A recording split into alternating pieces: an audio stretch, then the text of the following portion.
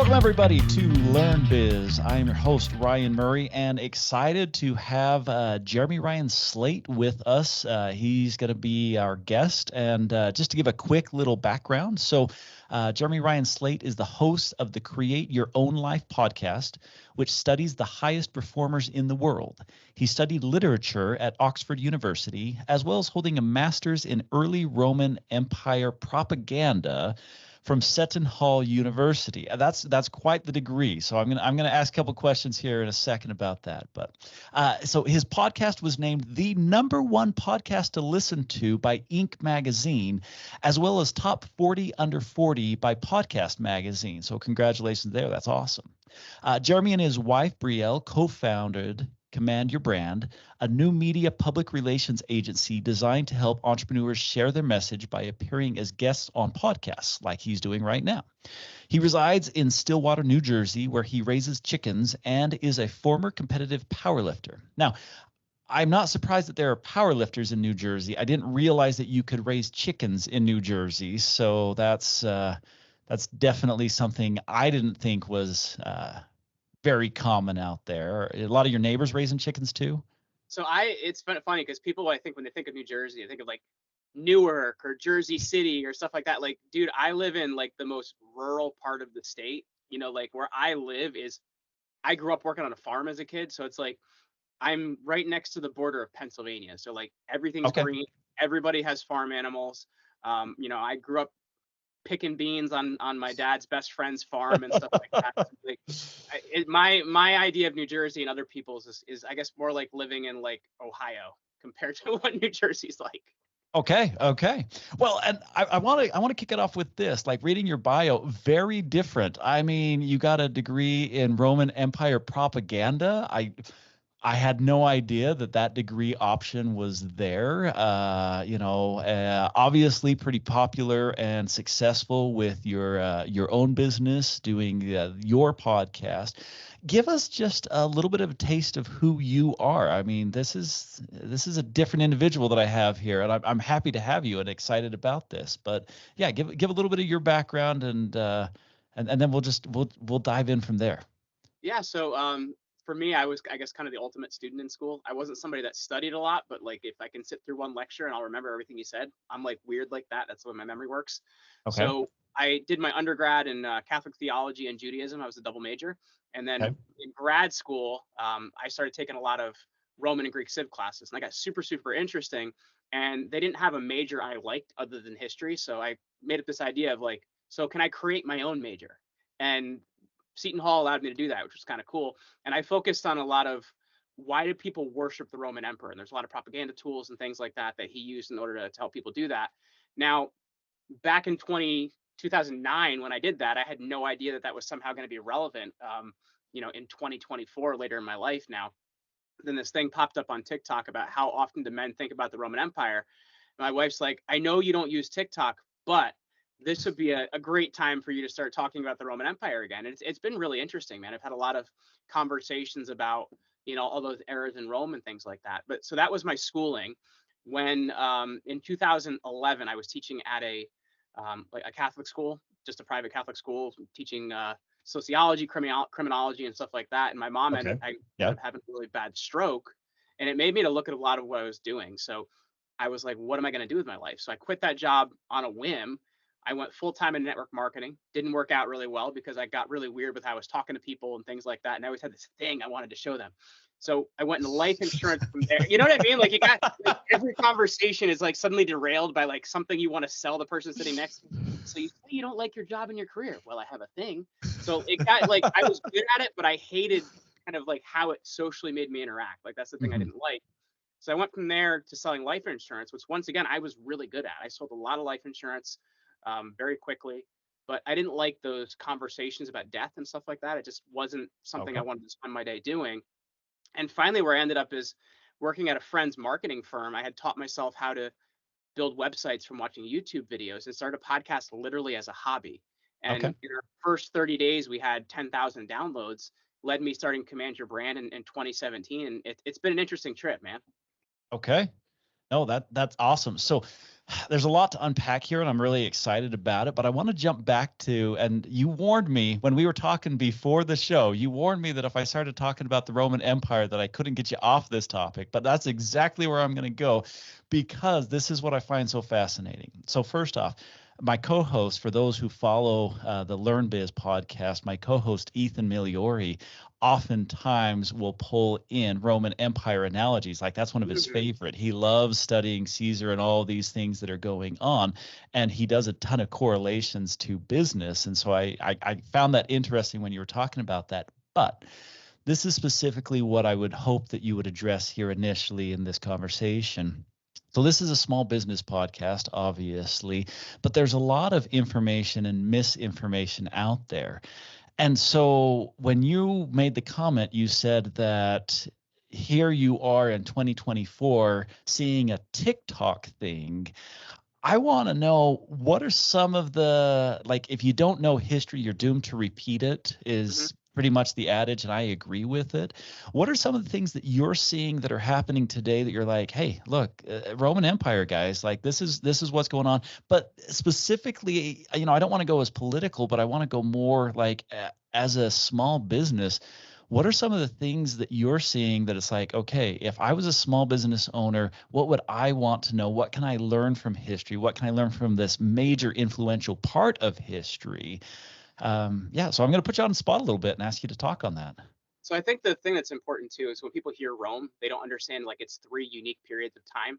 So it's a kingdom first, then it's a republic, and then it's an empire. So an empire is kind of like the last like 400 I fall into years. that category of making that mistake. Okay, cool. So like a lot of people when they talk about Julius Caesar was a republic figure, like towards the end, but he's a republic figure. And if I look at like a lot of the problems we have now, business wise, economy wise, it's actually like mid to late empire stage stuff. So we're looking like around the year 200 AD, like in that time period. And the major thing that killed Rome was inflation. That sounds like it could be a problem for us currently in the modern era. Like, I don't know.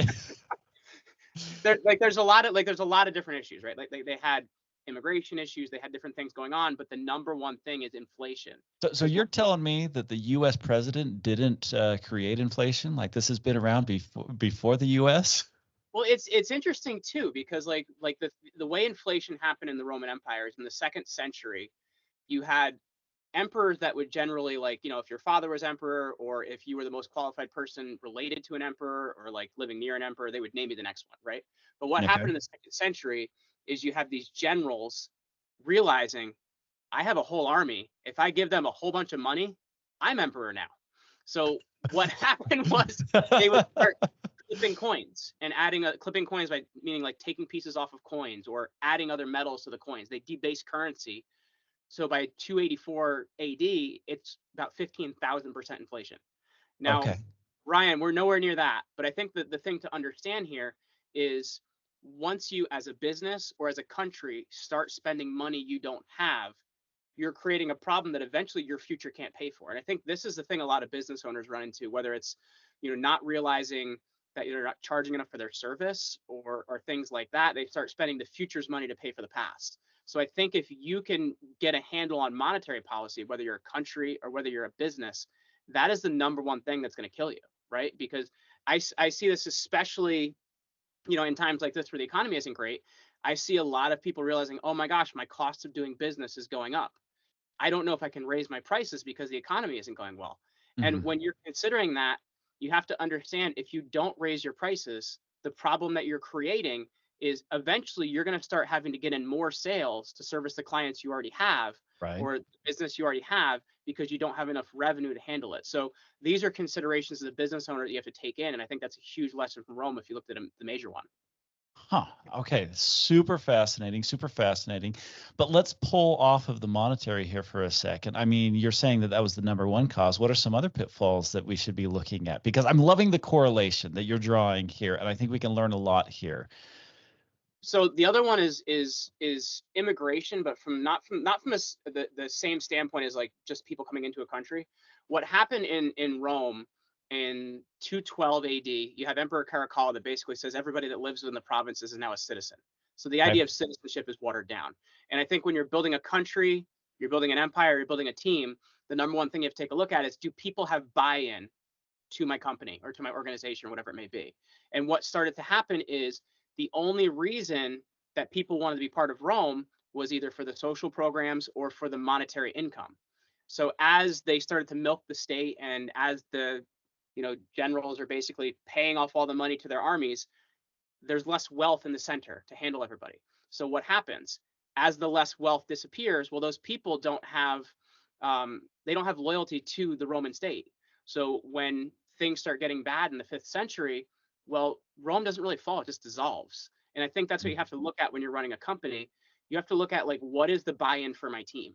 What loyalty do they have to my brand? What's in it for them? And I think very often people just think of the idea of, well, what's in it for them is the job, right? They have a job.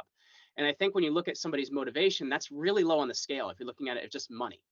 So you have to look at, like, does this fit their basic purpose? Does this fit the impact they want to make in the world? Like, how does this fit other parts of their life? And I think when you're building a company, a brand, or a nation, that's the number one thing to take a look at. And that is where in the 3rd, 4th, and 5th century, Rome really starts to mess up, because people that were coming in, it's fine if they come in, but if they don't have buy-in to the system, and the only thing is money, when the money runs out, they run out. And I think that's what happens when you have staff turnover. That's what happens when you have, companies losing growth over periods of time. People have to have buy-in to what you're creating. So what's really fascinating here, and we've done a couple episodes on this show about this, but the labor markets are really changing, and they're hitting small businesses kind of hard, because this gig economy has created this situation where I don't have to stay geographically limited to where I work. And everyone's looking at the upside potential of that. And I'm like, it's great. I actually love the fact that the gig economy, I mean, you're in New Jersey, I'm in Price, Utah, and here we are doing a podcast together. And I think it's awesome how easy it is to facilitate this type of discussion and meet amazing people all over the world, actually. I mean, I've had guests on this show that are from Belgium. And so, it's fascinating to do those kinds of things. But the flip side that I've seen with small businesses is this situation where if you're easy to hire, you're also easy to let go, because, this gig economy, it makes it a lot more liquid.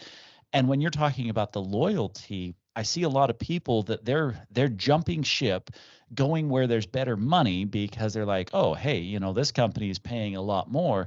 But then they can't really connect to a company. They just sort of become like, okay, you're filling in even a stopgap in that company.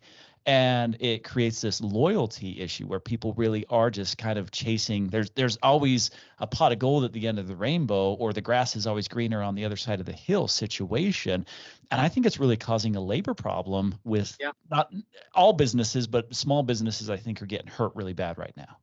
Well, because I think there's a couple things that you hit on there which are really important. So my dad just turned 70 this year. Okay. And so my dad's career journey is very different than I'll be 40 in another year or two. So, like, my labor journey, which I run my own business, I don't really have a labor journey anymore, but I'm saying for my generation, right? I'm considered like a millennial. I'm like on the edge somewhere.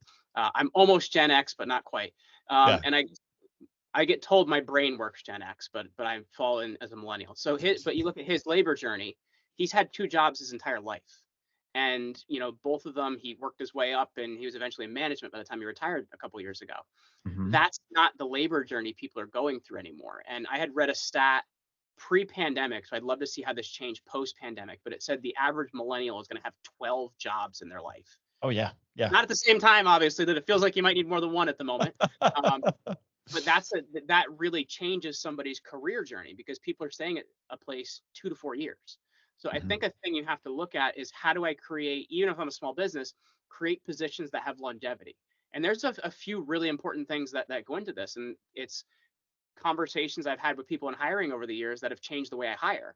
The number one thing you have to take a look at when somebody comes on board with you, they want to look at what is their career journey with you, right? Mm-hmm. If they don't see anywhere else they can go, or the only place they can go is horizontal and not vertical in your company, well, they're going to start looking for, where's my next move in another year or two. So you have to be considering these things with building an organization. It's different because the generations have changed a lot. And also, as you mentioned, the way people work has changed a lot. Commercial real estate in New York has been like, I did an episode with a guy named James Altucher a couple years ago called "Is New York City Dead Forever?" Because commercial real estate in New York has been destroyed. And it's that way in a lot of big cities because a lot of people aren't in office anymore, which now means your work pool you can pull from is huge, but also somebody getting a job, the job pool you can pull from now is huge. So as an employer, you have to be able to, and this doesn't mean like, you give away all these freebies and things like that, but you have to make sure that your brand and what you're doing really aligns with what people want and desire. Well, and one of the things that, so I've tried to look into this and done a lot of research that the monetary compensation, as long as it's meeting people's living expenses, is never their I shouldn't say never, but rarely their number one driver for why they want to work for a company. And we just did an episode where we looked at a study, and they broke the generations into three groups. So there was that early, and they didn't follow like Gen X, Gen Z, millennial type stuff, but they looked at the groups and they said, okay, those that are just getting into their careers, those that are established in their careers, and those that are looking to retire, and those were the three groups. And they surveyed these three groups and they said, what's important to you? And the one common denominator amongst all three groups was flexibility, which has changed over the years, because it used to be that you would go to work, you worked, the classic Dolly Parton 9 to 5. And when you were at work, you were at work and you just had the weekends. That was a very young Dolly Parton, by the way. I will point out. Anyway, continue. That was what? It was a very young Dolly Parton that wrote that song 9 to 5. But you continue. And so you've got this interesting idea of, okay, we went from a very rigid work schedule to now everyone wants to be able to come and go and they want to move freely. And it was across all generations. And so in this study, and I mean, admittedly, this is just a single study, but it was a very impactful study, was money was not the driver. It was quality of life, flexibility, family time, those kinds of things. And so I think it's fascinating for a small business. If you can start to offer those things, you can attract people, because it's difficult to compete against salaries when you're looking at, a multinational or some major corporation that really is attracting people. People even get this confusion too, Ryan, where they look at a company like, let's say Google as an example, right? Sure. Where they have, all these great things at the Google campus you could do. But companies are like, oh, I can't offer all those things. And I think that tends to be where people's attention goes with how to retain people. And I actually think it's the wrong direction, because number one, it's going to destroy your revenue. But number two, those things actually don't matter as much to people as you think they do, right? They don't create loyalty like you think they would. One of the things that we've loved a lot is a couple times a year, we do a pro bono PR campaign for a charity. And we all vote on it and we pick it, and people get to have buy-in on that. So you want to think like there's other ways that people can have buy-in to your brand from other than saying, okay, so we have this really great place you can have lunch and there's chefs there and there's all this kind of stuff, because most brands can't do that, right? And I think that's an important caveat. Yeah, no, fascinating. So I want to shift gears, and it's going to be a pretty dramatic shift just because there's a lot that I want to cover in this episode with you. And I mean, anyone who started off with the bio saw that this is going to be diverse. So hopefully I'm going to be okay in shifting pretty dramatically. But I want to shift to, so you really established your company based around podcasting. Obviously, I'm a podcaster. I've got my own views and bias toward that. But I want to just talk about podcasting in general for a minute. Like I said, a dramatic shift here. We went from the labor market of small business, and now I want to talk about podcasting. Now, you've been quoted as saying, and forgive me if I'm misquoting, but you've been quoted as saying that podcasting is the last bastion of free speech. So I didn't say that. I quoted somebody else. I don't want to take credit for it. Okay. So I quoted podcasting's inventor, Adam Curry, who said that. So I didn't say it. Adam said it, but yeah, he's right. Okay. So if he's right, I want to hear from you. How important do you see the podcasting platform relative to, why not social media? Because I can post whatever I want on social media. What's the difference that you're seeing with podcasting? And how do you see this? So again, this is a small business podcast, and so I do want to kind of tie it back into this idea of, if it's the last bastion of free speech, which you and I agree with, should small businesses engage more in podcasting? If I run a small business and I'm, a little corner quickie mart, should I try and get on a podcast as a host as part of my business, or should I use podcasting as a way to stay informed and educated of what's actually going on in the world, as opposed to mainstream media? Or what? Give me your big picture views of why is this so important, and what should a small business owner be doing, in your opinion? So Ryan, this is a really broad topic. So It is very broad. I know. So you gave the example first of, like, let's say a small corner store that wants to, should they start a podcast or go on podcast, or maybe somebody like that. And I know, actually, I think Trader Joe's and a few other brands have done a great job with this. They should be somebody actually starting their own podcast. Mm-hmm. And the reason I say that is because people want to know how to use your products better, how to, why do you have the products you have? Like, you can have stories of products you're using, or stories of why you do certain things. Or, like, to me, when you want to get a brand story out like that, it makes more sense that you become the content center. But when you're looking at a company where, let's say, your CEO and founder is somebody that's more visible, well, that should be somebody going on podcasts, right? It's different than just saying, okay, so we're going to take anybody in our C-suite and throw them on some podcasts. That's not going to go so well for a couple different reasons. Number one, like, if you're going to have somebody going on podcasts as a guest, they need to really embody the brand story. And I think you have to understand that it has to be a CEO and founder. It can't really just be like, all right, we're going to throw our marketing guy on some podcasts. If that's the viewpoint you have, then it makes more sense that you should start a podcast, because then it can be like, okay, people can come to us to learn more about the things we're doing, and then we can put it up in our stores. We can tell people how they can reach it. And that's where you're looking at people not just buying a product, but buying share of products, right? Like, okay, so we did a podcast about, different toothpaste. So, like, okay, this is the kind I should buy. I also need this product and this product and this product. So when you're looking at it that way, I think most brands should be starting a podcast if they're looking at educating their consumer better that way. Now, okay, I think most people, in the way their companies are set up, should actually be going on podcasts as a guest, and it actually makes you a better podcaster, a podcast host, because you understand the other flow, if that makes sense, like what it's like to be a guest. Because oftentimes you're helping to, talk about a long, broad subject. And that's why I say it's the last bastion of free speech, because so often we see people cancel different platforms for their views, and just the media in general, Ryan, like, people don't have conversations that are long enough to be able to actually explain a topic. And that's why I think podcasts are so important. Like, you can't do something in a 5-minute news clip or a 10-minute news clip. If 10 minutes is amazing, if you get that much, it's usually like 3 to 5 or under. So to really expand on a conversation you want to educate somebody on, that's on a podcast. I also think in 2024, as people are listening to this, like, you really need to be doing video, on places like YouTube and Rumble and Odyssey and different places you can get out there.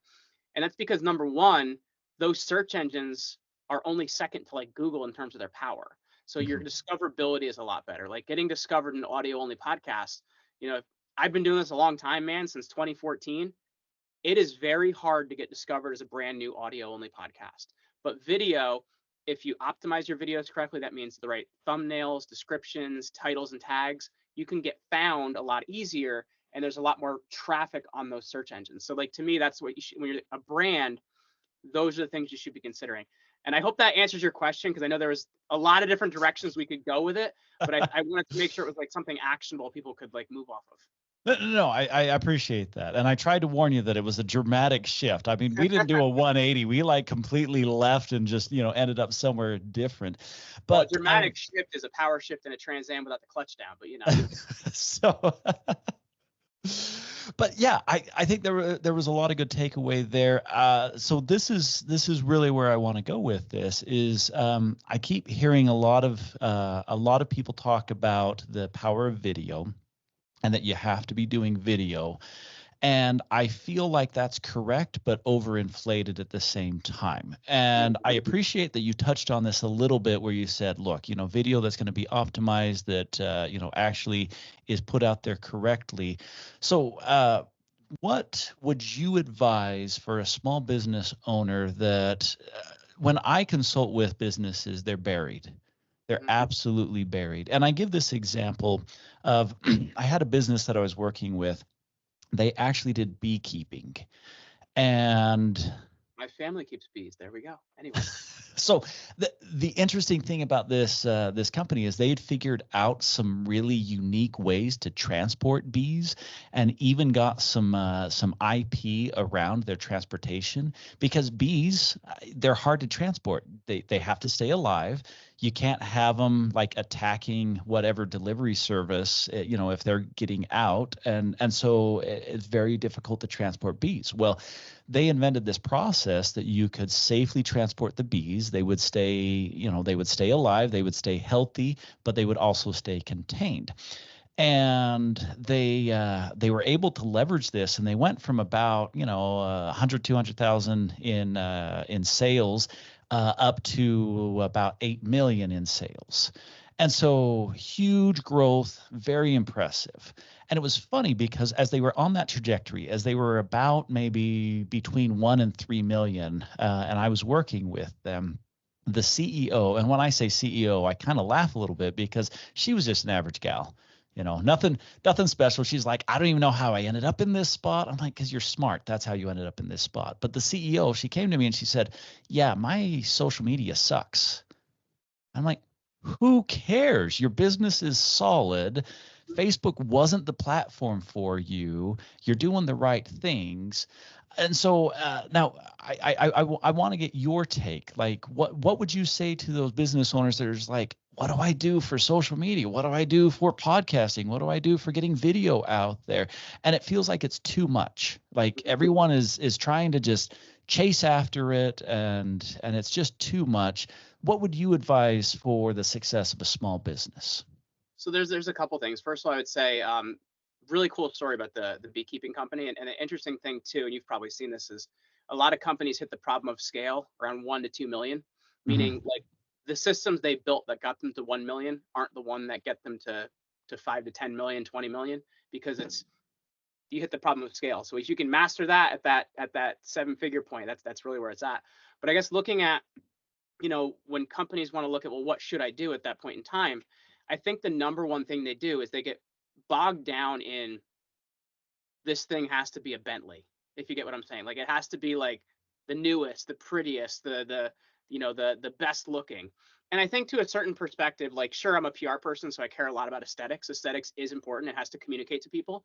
Right. But I think the thing to understand, especially with starting a podcast, is number one, it doesn't have to be perfect, because it's actually more believable and personable if it's less than perfect, because people can relate to you.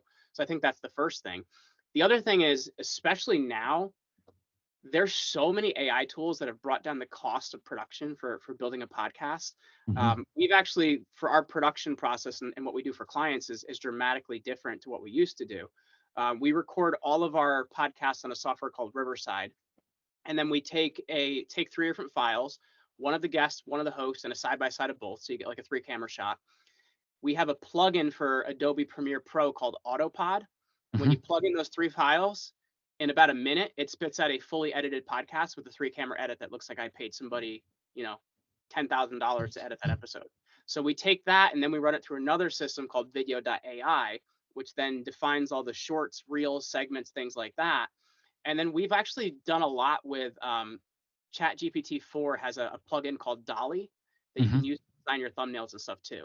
And those thumbnails you can then take into the paid version of Canva, which will let you edit text that's already in an image, right? Like typically if there's text that's an image, you can't edit it. You can actually remove it, change it, remove people's faces, stuff like that. So we've taken so much of the cost out of a process. I think as a small business, you can literally hire one person internally, give them 10 of the right AI tools, and you can pump out a podcast. But I think 5 years ago, 3 years ago, that wasn't even possible. So don't concentrate, like aesthetics is important. Don't get bogged down on this has to be the best thing out there, but try and figure out like what are the right AI tools. Like I have a great list. I'm more than happy to share with your audience. I don't have an opt-in or anything for it, so I'll have to write them down and send it to you after this Yeah, I was going to conversation. say we'll put it in the conversation, or in the description of the conversation, Yeah. and But there's a so. lot of great tools out there to bring down the cost. Mhm. So, do you think that every small business should be engaged in this at some level? At some level, but like I said, I think most people, the play is actually going on shows. If you're the CEO and founder of a company that has the company story, if you're a brand that really wants to go, and it's interesting because that's more of the B2B play. whereas more the B2C play is actually starting a podcast because you're trying to better educate your consumer.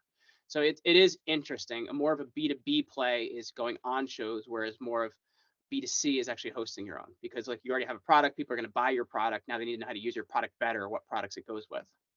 So if someone listening to this is like, okay, I want to get started, sounds like this guy's got some tools for me, how would they contact your business, or how would they get started? What would be the best way for them to engage? So I actually have a really great white paper I put together for your audience that's going to help them put into action a lot of what we talked about today. Some of the basic PR things you need to do, how to get past that problem of scale when you're building a new PR program, like how you should be looking at this stuff, and actual action steps. So if you head over to commandyourempire.com, because once again, we're talking about Roman Empire and things related to that, and I want people to preserve, grow their empires. So that's commandyourempire.com, and that'll get you everything you need to know in order to really just hit the ground running with some great tools and tips and things you can use. And if you want to engage further with our company, there's some ways you could do that over there too. Awesome. Appreciate that. So I'm going to do one more big dramatic shift.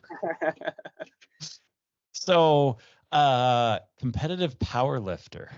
I actually do want you to talk about that. And the reason why, so honestly, I'm an amateur powerlifter. I've never done a competition, but I've done some personal stuff on my own. So for my 40th birthday, I decided that I was going to tell myself that I wasn't over the hill, and I was going to set a bunch of powerlifting records for myself. And a week later threw my back out to remind me that I'm actually old. And so, but I still lift today. I healed it up. It was funny. I threw it out doing yoga, not powerlifting. And so, yeah, intense yoga. But the reason why I want you to talk a little bit about your powerlifting is because I want to get down to your entrepreneurial personality. And I find that you can tell a lot about an entrepreneur by the things they do outside of business.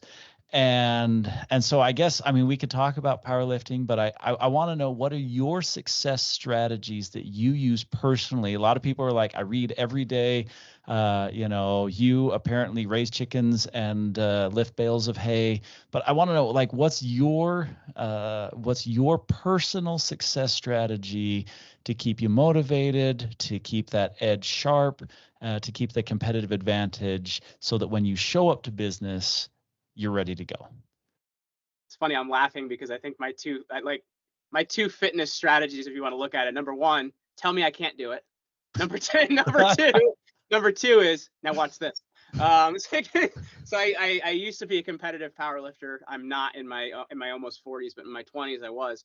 I'm not a big guy. I'm 5'7", 165 now. But when I competed, I didn't get any taller for some reason. I was 5'7", 215. 8% body fat. So I was kind of, sweatpants were about what I could wear. I couldn't really do jeans at that point in my life. And my personal records, I squatted 705, I deadlifted 635, and bench press 455. I've also pulled an 80,000 pound army tank on the back of an 18-wheeler.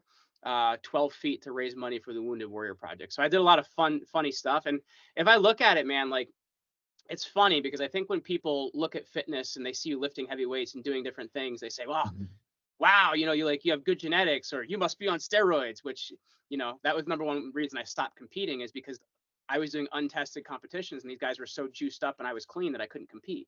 But I think the number one way you get strong, man, is one simple thing, and it's called linear progression.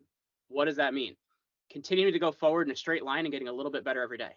So if you can add 2.5 or 5 pounds to a lift every week or every other week for 10 years, you're gonna be really strong at the end of 10 years. Right. But that's how I did it, man. It was like literally just trying to get that extra rep week after week, or that extra 5 pounds or whatever it may be. And I used an interesting routine too. It's called the Max OT, and you do 80% of your maximum for a minimum of 4, but a maximum of 6 reps. So you're able to gain strength very, very quickly. So if you're progressing linearly, consistently over time, and you have the right program, man, like that's what does it. So do you relate any of that to your business, or do you keep them separate? I would say like number one, like I'm definitely somebody in business, like tell me I can't do it and watch me do it. Like, you know what I mean? Like I prefer people to tell me I can't do something because I love proving people wrong. I think it's fun. And so there's that. I think the other thing is too is I'm somebody that I will consistently do the same thing every day for years. And then Okay. eventually it'll go somebody where I told them it was gonna go, but I'll tell them where it's gonna go 10 years ago. Do you know what I mean? So it's like I'm somebody that's gonna consistently keep doing the right things. Like I eat the same meal other than dinner for every meal for the last 8 to 10 years of my life Mhm. because I'm somebody that's very regimented. I'm very consistent. I do the same things. And I think in business, there's a lot of payoff to that, man, unless you're consistently doing the wrong things, right? But if you learn from those things and you're consistently improving every day, like that's how you do it. No, I appreciate that because so I get the privilege of connecting with hundreds of entrepreneurs, and everyone's different. Everyone needs to find their own, their own flavor, their own way of doing things. But there are definitely some clear, this is what you do to be a winner. This is what you do to avoid being a loser. And it's just, discipline, consistency, always rise to the top. It's so Everyone's a little, sad, man, because people think there's like this magic pill and it's literally just consistency. It's yeah. what it is, man. As you're saying, if you do the right things for a decade, one of my favorite things to say is, overnight success usually took a decade to get there. We just started paying attention when they became an overnight success.